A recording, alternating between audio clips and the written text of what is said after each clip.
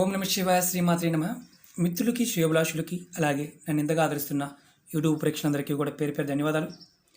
మిత్రులారా, మీ అందరికీ కూడా పరాదేవత ఎల్లవేళలా మీతో ఉండి మీ మనోవాంఛ నెరవేర్చాలని మనస్ఫూర్తిగా కోరుకుంటున్నాను. ఈరోజు మనం ఒక అద్భుతమైన ఉపాయం తెలుసుకుందాం. ఎవరికైతే ధన సమస్యలు అధికంగా ఉన్నాయో, అంటే సమస్యలు రోజు రోజుకి పెరుగుతున్నాయి, మనకి మన ఆర్థిక అవసరాల కంటే ఎక్కువ ఖర్చు అవుతుంది, అలాగే ఎప్పుడూ కూడా సంపాదన రాబడి కంటే పోబడి ఎక్కువగా ఉంది. ఇలాంటి సమస్యతో బాధపడుతున్నవారు ఈ చిన్న ఉపాయాన్ని చేయవచ్చు. ఈ ఉపాయానికి కావాల్సింది వెండి గిన్నె కానీ, వెండి ప్లేట్ కానీ, వెండి హారతి ఇచ్చే ప్లేట్ అయినా పర్వాలేదు. అలాగే 2 లవంగాలు కావాలి, కర్పూరం కావాలి. ఈ ఉపాయానికి ఎలా చేయాలో చెప్తాను, జాగ్రత్తగా వినండి.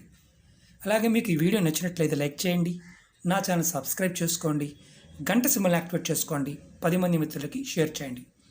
ఈ ఉపాయాన్ని వెండి దాంట్లోనే చేయాలి, ఇత్తడి దాంట్లో కానీ స్టీల్ ప్లేట్లో కానీ చేయకూడదు. ఎవరికైతే ధన సమస్యలు అధికంగా ఉన్నాయో వారు ప్రతిరోజు రాత్రి పడుకునే ముందు కుటుంబంలో ఆడవారైనా మగవారైనా సరే ఇలా వెండి హారతి దాంట్లో అయినా, ప్లేట్లో అయినా, గిన్నెలో అయినా ఏదో దాంట్లో తీసుకోండి. అందుట్లో కర్పూరాన్ని పెట్టండి, అలాగే 2 లవంగాలు పెట్టండి. ఇలా పెట్టి మీ ఇంట్లో, మీ పూజా మందిరంలో కానీ, మీ హాల్లో కానీ వెలిగించండి.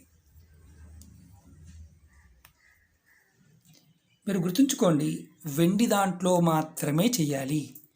ఎందుకంటే వెండి చంద్రుడికి సంబంధించిన పదార్థం.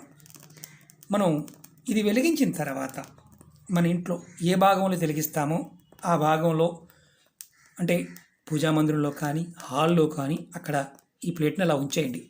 ఏ దిక్కున పెట్టి వెలిగించినా ఇబ్బంది లేదు. ఇలా మీరు ప్రతిరోజు చేయండి. మీకు ఏదైతే నకారాత్మక శక్తి ఉంది, అది మిమ్మల్ని ఇబ్బంది పెడుతూ, ఆ ఇబ్బందిలో మీరు ధనాన్ని సంపాదించిన ధనం ఖర్చు అయిపోతూ ధనం నిలబడకుండా ఉన్నప్పుడు అది నిలబడుతుంది. ఆ నకారాత్మక శక్తి తగ్గిపోతుంది. మీకు అద్భుతంగా ధన సమస్యల నుంచి బయటపడతారు. ఇది బయటపడటమే కాదు, ధనానికి ఎటువంటి లోటు కూడా రాదు. చాలా చిత్రంగా అనిపించవచ్చు. అంతకుముందు వీడియోలో కూడా నేను ఈ ఉపాయాన్ని చెప్పడం జరిగింది. మీరు ఎవరైతే ఖర్చు లేని పని, ఇది ప్రతిరోజు చేసుకోగలిగే ఉపాయం. కానీ ఇప్పుడు గుర్తుంచుకోండి, వెండి కంపల్సరిగా వెండి దాంట్లో మాత్రమే ఈ ఉపాయాన్ని చేయండి. డబ్బులు ఖర్చు అయ్యేది కాదు. మాకు వీలు కాదు అనుకునేవారు చేయవచ్చు. ఈ ఉపాయం చేస్తూ మీరు మీ కులదైవానికి కానీ ఇష్టదైవానికి కానీ 108 సార్లు మనసులో తలుచుకోండి. మీరు ఏదైతే సమస్య ఉందో ఆ సమస్య కూడా చెప్పుకోండి. ఖచ్చితంగా బయటపడతారు. ఓకే మిత్రులారా, మీకు ఈ వీడియో నచ్చినట్లయితే లైక్ చేయండి, నా ఛానల్ సబ్స్క్రైబ్ చేసుకోండి, గంట సింబల్ యాక్టివేట్ చేసుకోండి, 10 మంది మిత్రులకి షేర్ చేయండి. ఓం నమ శివాయ శ్రీమాత్రే నమః.